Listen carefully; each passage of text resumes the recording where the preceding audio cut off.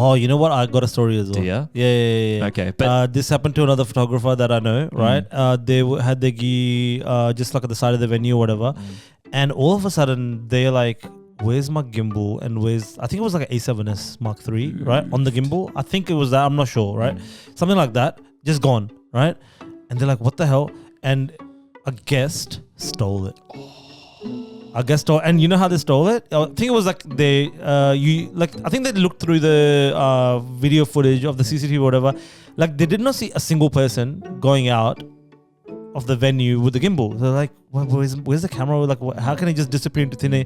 Someone put it under like a pram or something. Yeah. So they had a kid. They had a kid with a pram. Wow. They put a camera and the gimbal under the pram. That's messed up. To steal it. That's proper messed up. up. Yeah. Freaking cooked, bro. Yeah. Like, why do people do that shit? And if you have insurance in these kind of situations, that will literally save your ass. This is where insurance comes in handy. Hello and welcome back to another episode of the Cameraman Show. My name's Kartik. I'm Manav. And in this podcast, we talk about all things weddings, cameras, and business. So last weekend you had a pre-wedding shoot that you went to, you have a story to share from there. Stupid. Yeah, bit annoying. So rock up to a location with the couple, and I've not shot here before, so I'm like, looks sick though. Couple's dressed up, they spent a lot of time with getting ready, like nice outfits. The guy's in a solid suit and blazer, chick's in a dress. I'm freaking keen. I'm like, bruh, epic location. Let's freaking go. You know when you've not shot lighting somewhere is good, and everything just works and you're like so yeah. keen to shoot. Yep. Anyway, so that's all good and well. 10 minutes in, we're starting and we're like, oh, this is epic. I'm like, oh my God, I'm getting on the best shots and fucking it's so good. A ranger pulls up to us and gets out of the car. He's like, excuse me, mate. And I'm like, yeah. He's like, you got a permit, mate? I was like, I'm sorry, what? And I know exactly when I looked at this guy, I was like, you already know this is going to happen, but like, you just try to, you just play it dumb. I always play it dumb. Yeah. And he's like, you got a permit, mate? I was like, no, what's that? Sorry. I don't know. We're just doing a casual photo shoot. Mind you, the couple's decked out in like the most bougiest clothes looking at me going, this ain't a casual photo shoot, bruh. And so we got asked to leave. And it was very awkward. Yep. Because then it ruined the plan, ruined the flow. And now I'm like, great, what do we do? So, in today's topic, we're going to talk to you guys about the hidden costs associated with wedding photography and videography. Potentially the kind of cost that you might not know that actually exists, right? Correct. So it's not going to be like your main ones. Like obviously everyone knows. Yeah, and obviously there are a few main things that you guys might know of. And like some top podcast episodes that we've done, Manav and I will break it down from two perspectives. One, perspective of a client or a couple getting married who are looking for hiring on a photographer and a videographer for their wedding. And the second perspective being photographers, videographers themselves. So if they're you're looking to start their business, they want to know. Correct. So if you're either of those two categories, keep watching. If you guys enjoy this video, hit like, comment down any sort of points that you loved or resonated with, or maybe that we may have forgotten, or email us at thecameramanshow@gmail.com so we can perhaps add on an extra segment to this. You want to go from the clients first? Let's just start straight from the client's perspective. Which is pretty much the first thing we talked about. The first thing, which is... And this has happened to me in the past as well, right? Yeah. Get your permits. Get your permits. Yeah. There's nothing worse than like you have like 2 hours to shoot somewhere, you rock up and then you just get denied to shoot there because you don't have a permit to shoot there. I think the best thing I would advise in this is for couples looking at, identifying where they want their photo shoot location to be, like just Google the place and go through like usually a council website. Check out anybody who's shot there in the past before. Maybe if you're friends with them, contact them because then they'll tell you if there is a permit. For instance, like Auburn Botanical Gardens, I know that that's a permit that Mount Toma, all the ones in like Blue Mountains and stuff. Correct. Like you need permits for them. Yeah. And these permits could vary, by the way. Like you're looking at an average, sometimes $100, $200 to maybe like $15, $20. It's sometimes it's not a big deal. But just ensuring that you have a permit just means you're not going to get into any hiccups on the day. You know what I mean? Yeah. Like just research that, check in with your photographer because chances are maybe the photographer's shot there in the past before. Yeah. And sometimes they would be aware of the fact that, actually heads up couple, like this place requires a permit. So just, ask them if they've shot in there in the past. In my case, I hadn't and I wasn't aware and I didn't check because I thought, these guys, found it. And I thought, it'd be okay, but it actually wasn't. It was very awkward. Another thing that clients might not know about is intellectual property rights. right? And that's actually like something I'm sure like a lot of couples don't even think about, right? Do you want to explain what that actually is? I think just to sort of clarify, because that's a bit of a broad sort of topic about it, and maybe we can talk about this in a separate video about intellectual property rights. But when you hire on a photographer, there is usually a clause in their contract which states, and again, for those of you who have skimmed through your photographer's contract, I highly encourage you to read it. But there's usually always a contract that states in there that these images these images belong to the intellectual property rights of the studio or the photographer themselves, which means that although, yes, it is your faces and your wedding on, the photographer's gallery, that gallery, the gallery rights belong to the actual photographer. Which basically means that the photographer can use those photos for any sort of promotional, like online, YouTube, like, your social media platforms, to basically get more business. And reason as to why Manav brought this up as a potential cost is because I've had this more in the past before, and you've been aware of this, where I've had couples who go to me, "Hey Kartik, we love your work, we love everything you do. However, we're very private couples. Just letting you know, we'd prefer and respect if the photos were withheld from being posted online." And usually that requires a fee. So for any couples who aren't aware of that, just be mindful of going that, you know what, if we have perhaps a privacy situation within our careers or our personal lives. I think there was a psychologist that I know of who was getting married who has a very, very, very private social life and doesn't have things on social media. And I remember she contacted me and her wedding was in Portugal, actually. So I shot 3 Portugal weddings. The second of the 3 Portugal weddings I never ended up putting up online because she requested the privacy clause to be taken out, and therefore she had to pay a fee. And again, that's in my contract, but sometimes some couples aren't aware of this. So just be mindful. If you guys have a preference, there are some photographers who, by the way, don't charge you, but then there are some like myself who do. And so let's say I'm a couple now, and I ask you, like, "Hey Kartik, that's not fair. Why are you charging us money to not publish our photos online?" What would you say to them? And this is a common question I actually get asked a few times. Now, my entire career is predicated on me being active on socials, right? You need to be relevant. You have to be constantly posting. We live in such a day and age where there are businesses posting 3, 4, 5 times a day. And if you're not front of mind, you often can lose business. So the reasons to why I'm very particular with, posting my content online is because I want to attract new audiences. And I think one of the things that couples often, think about or say to themselves is going, we don't want that. Therefore, we prefer our photos not to be online.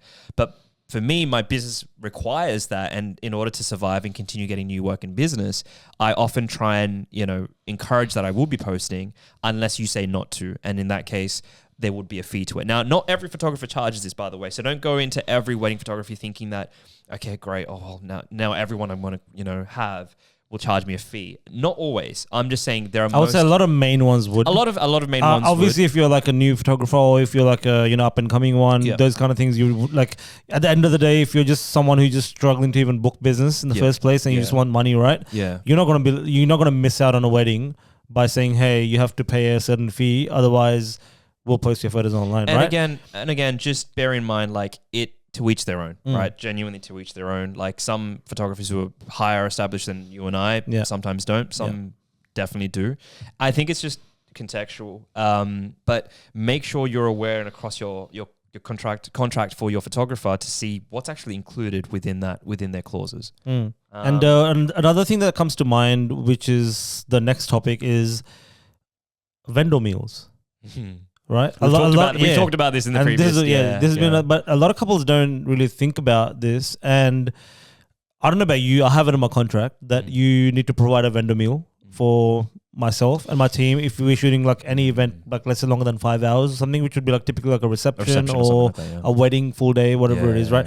Typically, if it's like a wedding and reception on the same day, we normally don't really end up getting anything on the wedding because it's just like so hectic and you're always running around. It's insane. But last thing you want is like you've shot like 8 hours, right? And then you rock up to a reception and then you realize you don't have a vendor table or a vendor meal. Yeah. I can live without a vendor table, but like imagine like not feeding your photographer at all for the whole day. And right? again, like if you guys are curious to know about why you should do that in the first place, we've just released another podcast episode, so go check that in our history. But that's a separate topic, so just to plug that in there shamelessly. But going back to what you mentioned, yes, you're right. Like there are couples who, you know, will have a reception and they will have maybe about 6 vendors present, maybe 7 on, you know, the reception night. You might have a DJ for sure. Your photo video people who might bring an extra person each. So that's 5 people in total. You may have a photo booth person. You might have a pyrotectonics person as well. Like there's pyrotechnics. Is it I don't know what the fuck is tectonics. Oh, tectonics. I thought it was it's like a tectonic plate or something. moving on. Yeah, those guys. You might have those guys there as well, whatever, right? Like there's going to be a several bunch of vendors on your reception night. And so a cost associated with that is perhaps providing them with food. Now, again, to your point, we don't need tables. I mean, it would be nice.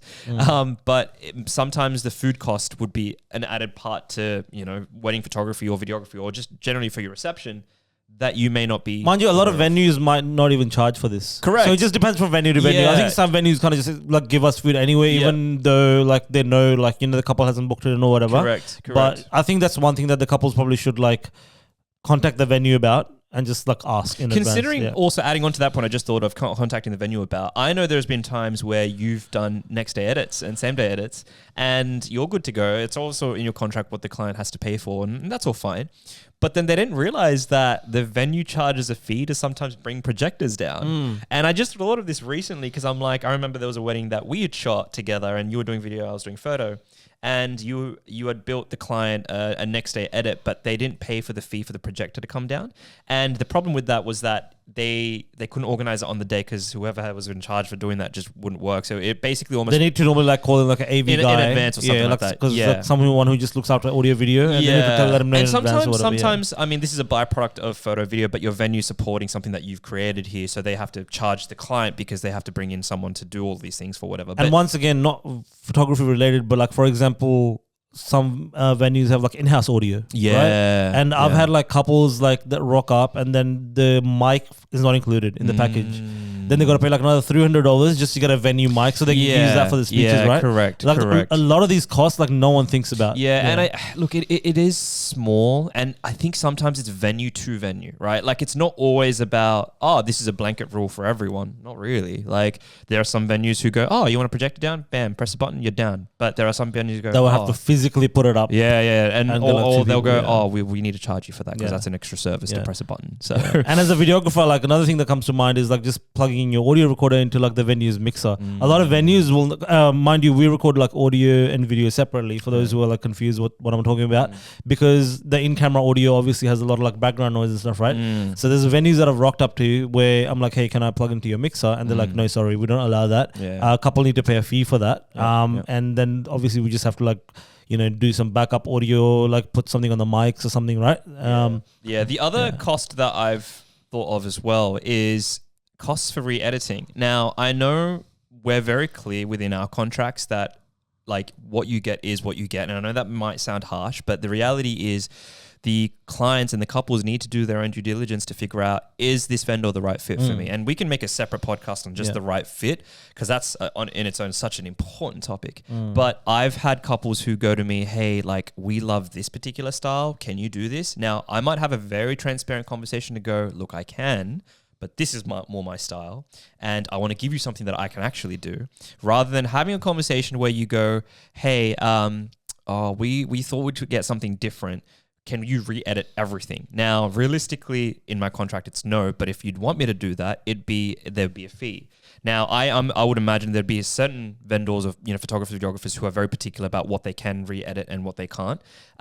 Sometimes they may charge a fee for that. Sometimes they may not. Do you have something similar to that within your contract? I think I include one session free, which is like you just make all your changes, send it to me in one go. So I can just sit down at once and then do it.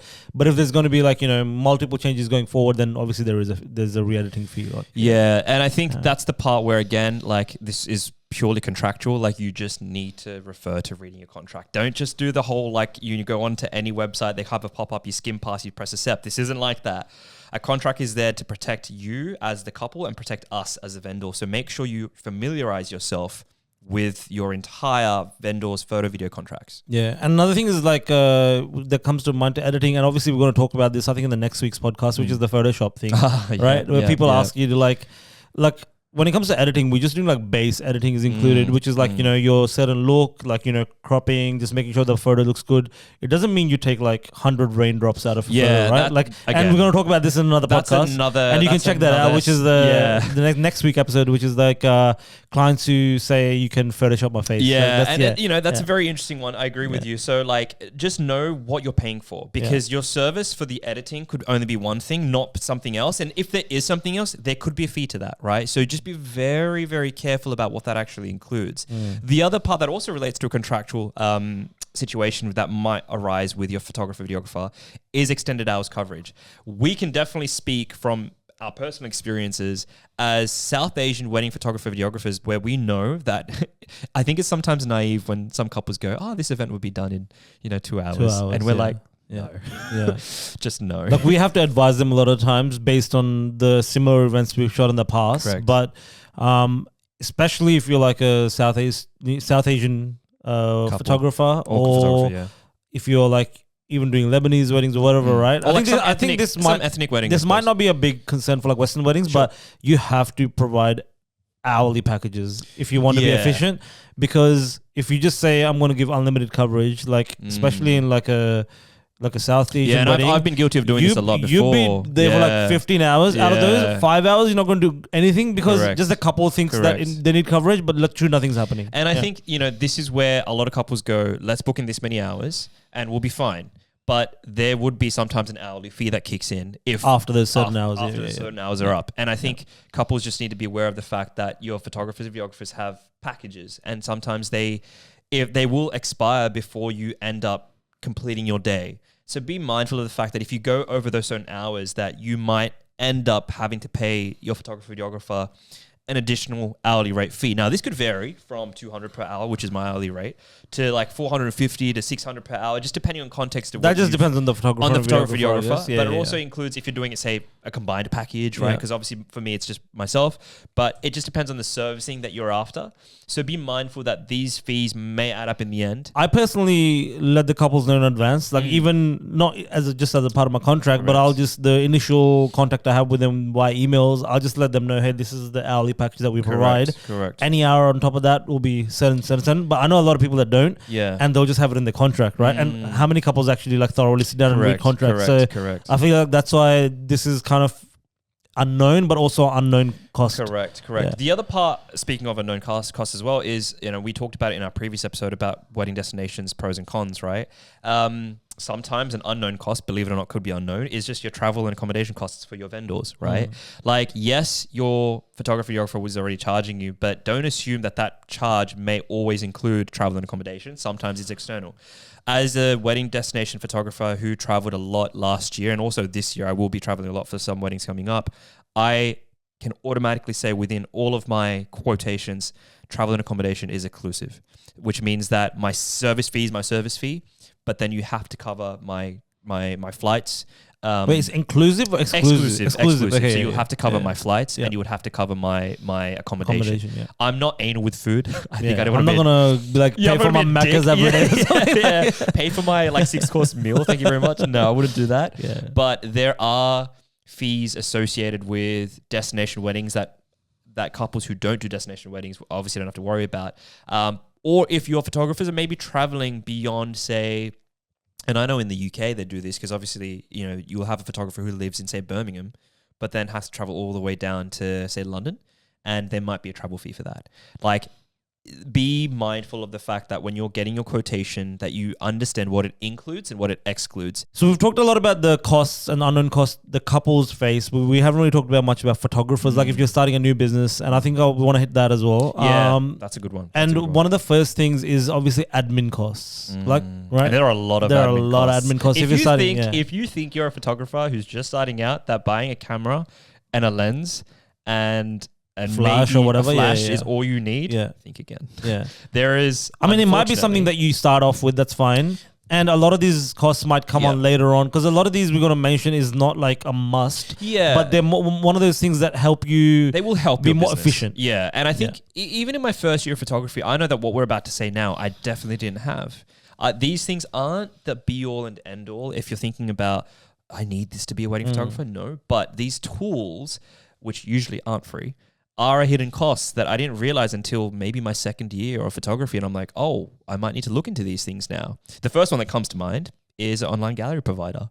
And for those photographers who don't know what that is, it's like Google Drive or Dropbox, but a prettier version. And more often than not, they will have a subscription fee. They're not very typically known to have a one lifetime fee. They get you on a subscription model every year. Yeah, and that could be either month to month or year to year. Yeah. And I think also what's important to note is that not every gallery provider is the same. Yeah. This isn't a sponsored video, but I use Shootproof. And what do you use? Pixie Set. And we both have different models in terms of pricing. Yeah. And I know that I've shopped around and looked at what works and what hasn't for me within my budget. And I know you have too, but this is a common cost that every photographer would have. Yeah. So feel free to incorporate that within your pricing whenever you're thinking about what your costs are and how you want to charge your clients respectively. Yeah. And second thing is, which is very closely linked to this, is a CRM, right? You don't really need it, right? But if you have it, like, once you have it, you're never going to go back. And right? for those who are like, well, what's a CRM? Yeah. In layman's terms, it's just a way to manage your bookings in the most efficient way possible. Yeah. For example, Tave, Studio Ninja. There's a few other ones. I mean, I use Studio Ninja. We both use Studio Ninja. Not sponsored again.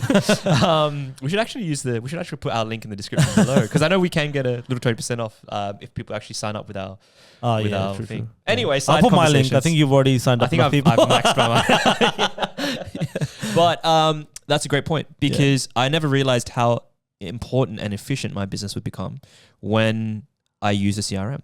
And again, same concept, subscription model. Like, there are several brands and businesses out there that support photographers, not just CRMs and online galleries, but you can also use things like image and AI, right? So editing softwares. Speaking of editing softwares, Adobe Lightroom. It is like the go-to bread and butter software that, as far as I'm concerned, every photographer that I've met uses, which again is an online subscription that I think is renewed month to month or yearly, I believe it is.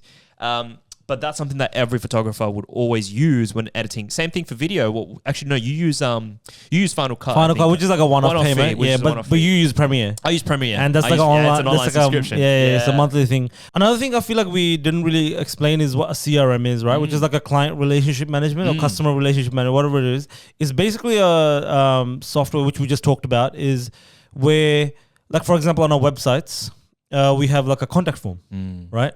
Which is where you fill in all your details. Now, that contact form is normally linked to a CRM. Correct. Which captures all that information.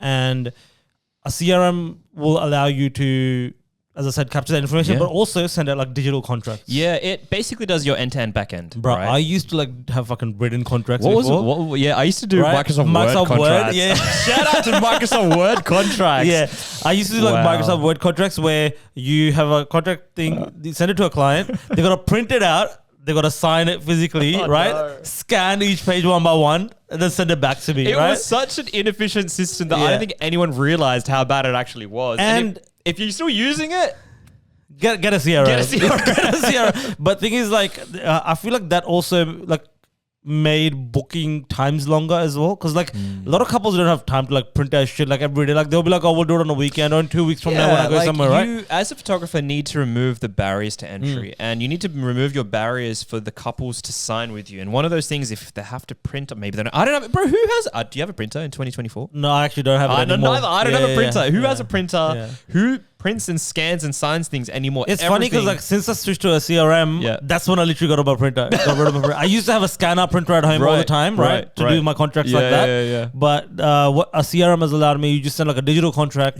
They'll sign it digitally. Everything's like literally the booking process now takes like 5 to 10 minutes 5 to 10 max. minutes. Which is like you just got to accept a code, Yeah. sign a contract, fill out a little questionnaire about your It's a very underrated tool, but again, an online tool that requires payment. So be mindful of what subscription provider you use in terms of your CRMs, but they should. But it makes your business like much more efficient, like your life much more easier, right? Correct. And once again, you don't have to have it if you're a photographer. Like obviously, this is one of those costs that you can be like, hey, when I start getting more bookings, then I can switch to a CRM. But definitely something to think about. I think in my first year, I was not booking as much as what I am now. So for me to manage my pipeline was something I could count on my fingers. I knew how many clients I had for the year. It was very small. But it's all contextual and relative to where you're at with your business. Yeah. The other part, which I think is also contextual and relative to where you're at with your business, is also insurance. And this is something that is heavily overlooked. It is a saving grace when you actively need to use it. And there's a lot of venues ask for it. Correct. I got a lot of couples that like email me, hey, can you send us your public liability insurance, right? Yep. And when I got this for the first time, I was like, what the fuck is the public liability insurance? Like, what do I need this? You don't ever think about that. But basically, in layman terms, public liability insurance is, let's say you left a tripod, right? Grandma tripped over your tripod at a venue, right? And now she wants to sue you, right? In ultra layman's terms, grandma can't fucking sue you. Grandma can't take your money. Or like anything like that, right? Someone that you accidentally bump into, trip over, or if your equipment causes fire or something and burns down the venue or whatever it is, right? Like there's usually like a $20 million insurance or whatever it is. Yeah, and you are just that protected. insurance, that insurance also includes like your gear theft, or which is another component that you can add on. The one that I've done anyway. Shout out to, we're doing a lot of shout outs. I think Aon Insurance. Aon, shout out to those guys. We fucking need sponsors, man. Like the amount of brands we're promoting on here that people are listening to. Yeah. All 50 of you that are listening to this. 50 photographers who need apparently insurance, clearly. But think about it from a perspective of like, how do I best protect myself? And if you're a photographer who's obviously starting out, you may think of it as, I don't need insurance. Okay, that's, you know what, you might not. But when it's 1 a.m. in the morning and you go to your car the next day and you realize it's broken and smashed into because someone's taken your gear because you're an idiot and you left your gear in the car anyways, which you shouldn't be doing. This sounds like it's happened to you, but I don't think it's happened to you. This has not happened to me. God. Thank God. Like, this has definitely not happened to me. But I know a photographer who was shooting a reception, and it was a full day wedding or whatnot, and she left her bag in this closed off room, which she told me was somewhat secure and protected. Evidently not, because someone opened it and took her bag and left. And you know what? I got a story as well. Do ya? Yeah. Okay, but this happened to another photographer that I know, right? They had their gear just like at the side of the venue or whatever, and all of a sudden they're like, "Where's my gimbal?" And I think it was like an A7S Mark III, right? On the gimbal, I think it was that. I'm not sure, right? Something like that, just gone, right? And they're like, "What the hell?" And a guest stole it. I guess and you know how they stole it? I think it was like I think they looked through the video footage of the CCTV or whatever. Like they did not see a single person going out of the venue with the gimbal. They're like, where's the camera? Like, how can it just disappear into thin air? Someone put it under like a pram or something. Yeah. So they had a kid. They had a kid with a pram. Wow. They put a camera and the gimbal under the pram. That's messed up. To steal it. That's proper messed up. Yeah. Well, freaking cooked, bro. Yeah. Like, why do people do that shit? And if you have an insurance in these kind of situations, that will literally save your ass. This is where insurance comes in handy. So again, an unassociated cost or unknown or hidden costs is insurance, public liability. Just get that shit. You can sleep peacefully at the end of the day. Mind you might think like you're always next to your gear and you're always keeping an eye on it, but I guarantee there's going to be a time of the wedding where you're shooting, your gear is in some corner and you're literally on the other side of the venue. Well, I remember there was a viral video that just made its rounds within the photography community and I think I told you about this, how the highest crime rates are evident within San Fran, right? And not surprised. Yeah, not surprised. And photographers have literally been robbed at gunpoint. Yeah. Now, bruh, if someone puts a gun in my face, I'd be like, don't even take my camera gear. Let me give you my phone. Let me give you my wallet. I'll give you everything. I'll give you all my clothes. just leave me alone. Yeah. But like, take everything. Yeah. But again, if you have insurance, you'd be covered. If you didn't, you're kind of screwed. Yeah. And you're already spending so much money in your gear. You may as well protect it, right? Like you may as well have it covered for theft and all this other bullshit stuff. Not bullshit. Things that actually happen. it's bullshit in the sense that they happen in the first place, but just make sure you're covered because these are just unknown costs that not a lot of photographers and videographers consider. Yeah, another thing is like, which actually you've gone through recently, is like servicing your gear. You don't really think about it, right? And mind you, this guy has like shoots with Canon R3s, right? And he literally used it so much. I don't know what you do, like you're fingering your cameras or something. I don't know what the fuck you're doing. His joystick on the R3 just broke. Like, and mind you, I've used Canons for like a long time. They're like sturdy as fuck, right? They're like built to last. Your joystick had fallen off. I think two other things that the eyepiece had fallen off. The eyepieces, which is fine. Like I've had that too. But bruh, like that's something that you don't really think about. And also your shutter, right? Like a shutter replacement, if you just shoot shit ton, like eventually like a mechanical shutter is going to run out, right? Those are little things that photographers are probably not really going to consider when starting a business, but it definitely catches up to you if you're shooting a lot. Yeah, look, I can comment on everything. I don't really know what to say about me fingering my joystick. Things happen, man. Yeah. I think this is why you have an R3, because you could just flip it the other way and just use the other joystick. In case one breaks, I can just use the other one. It's so bad. Yeah. But yeah, maintaining your gear, servicing your gear, another big cost, and which also leads on to the next one, which is education and training. Yeah, and I think I've only recently. It's so funny because for the first several years of my career as a photographer, shout out to YouTube University and Google University because education is amazing online when you go down the and it's all free usually on YouTube. You know? I'm not one to always go, you need to pay for education, but there might be your odd person that comes across once in a blue moon who actually provides you with genuine value. It's those people that I go, okay, you have something that I want in terms of want to learn. I don't mind paying for this because I recognize some level of value. There's credibility here. You've clearly gone out and done the hard yards. I've seen what you've done as an output and I love this and I want to learn it. It's those moments I go, okay, I can probably invest a little bit into that and see what I can learn from this.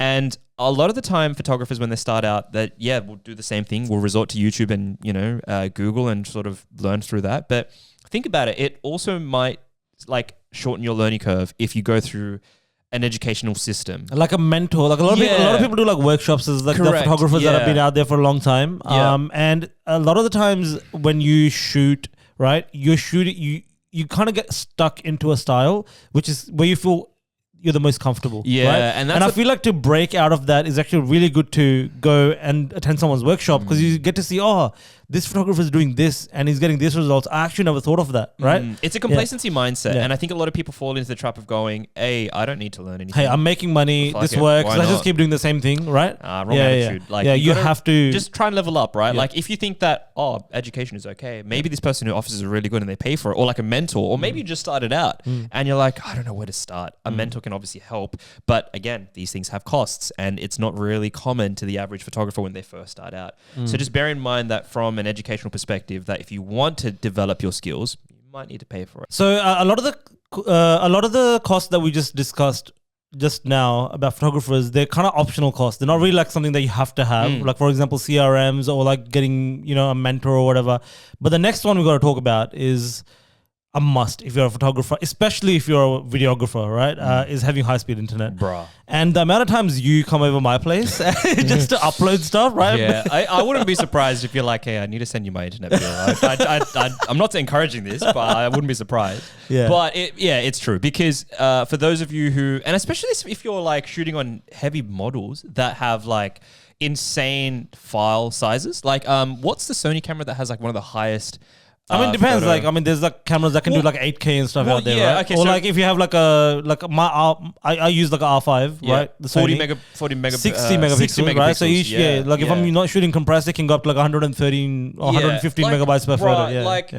Your internet needs to be at a spot in case you're uploading that stuff or you're downloading content as a second shooter or uploading content as a second shooter and you need decent internet. You just got to have fast internet. And actually one thing which is pretty much like directly linked to this, I don't think we actually wrote this down. I know what you're going to say. Is storage. Storage space. Storage space. I just realized as I was speaking about how big these file sizes are. What do you mean by storage space? Now, personally, I have 3 copies of every wedding that I shoot, and that's a photo and video, right? And insane. you don't really think about this because, like, okay, bro, like, last thing I want is I shoot a wedding and then my house catches on fire or something. You know what I mean? Like, and then the whole wedding is just gone. And obviously, you can't go back and retake a wedding, right? Like, hey guys, I know you guys invested, $500,000 in your wedding, but we need to redo everything. And that's maybe something that like couples don't think about as well. Why wedding photographers charge what they charge is, right?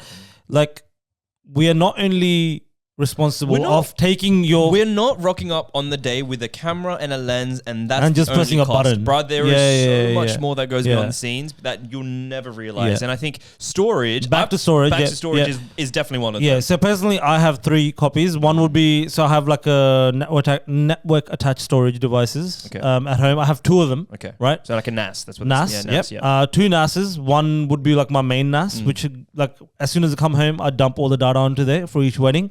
Now, that first one copies everything onto the second one, right? So I have 2 copies. And mind you, NASs are already built in a way where you have like 8 hard drives in a NAS. Yeah, correct. And like 1 or 2 of them can fail. How much was this NAS that you speak of? I don't know, like $5,000 or something. And you got how many of these? 2 of these, right? Bro. Yeah. And, $10,000 for NAS. just for storage. Yeah. So out of like, let's say the 8 hard drives, 1 or 2 can fail, right?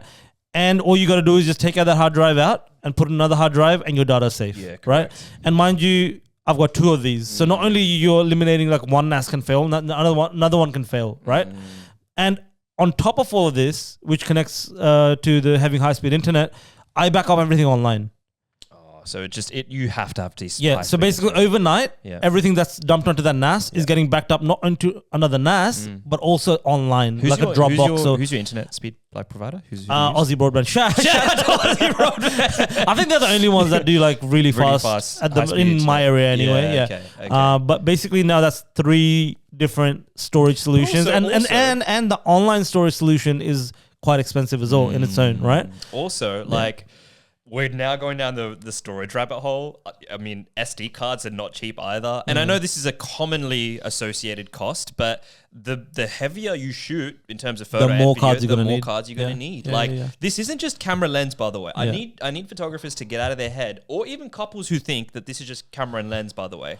Like, I get asked all the time, how much money have you spent on this gear? And in my mind, I'm like, I could drop a number, but I could eagerly argue that number is relatively same for the back end of my business, like online subscription providers, high speed internet, storage space. Like I use the 32 terabyte Lassie, right? Like they're pretty decent, right? In terms of space, costs a lot of money.